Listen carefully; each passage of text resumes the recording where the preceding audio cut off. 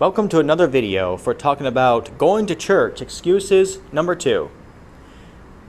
People want to right away respond with my objection to going to church with, well, they went to the synagogue and even went to the temple for fellowship, Anthony. How do you answer that, you heretic? You see, the word synagogue is found 67 times in the New Testament, and the word temple is found 108 times in the New Testament. But first, let me give facts from Scripture regarding the synagogues. Facts, not opinions, not my personal theological conclusion. No, facts. F-A-C-T-S. 1. Not in one occurrence of the word synagogue does it ever refer to New Testament believers gathering for fellowship. Fact. Number 2. Jesus, the apostles, and disciples taught in synagogues, not to fellowship or worship with them. Also at times healed the sick. Primarily it was to preach the truth. See all these passages. Fact. You can't use these passages to prove that we ought to go to church buildings for services because that was not the reason they went. Number 3. The reality of persecution in and from these synagogues. See all these passages. Fact. Only one passage in the entire New Testament did the apostles ever attend the temple for fellowship. Now, before you get all excited and think that refutes my argument against church buildings, let me go through the passage.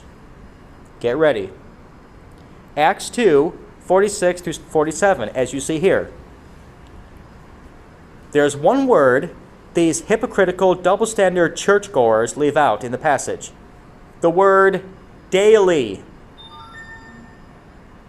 Church-going hypocrites want to point out continuing, skipping forward to with one accord in the temple, but they want to leave out the word daily and also the phrase from house to house. Very crafty, like a slithering snake, these double-minded, double-standard hypocrite churchgoers, cherry-picking one word and one phrase, but leaving out the rest.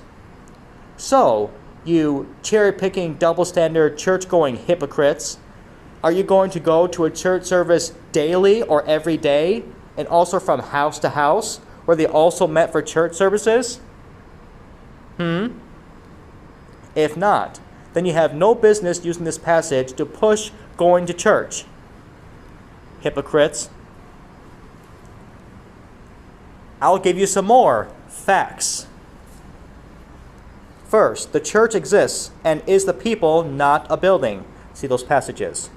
Number 2, churches met in houses.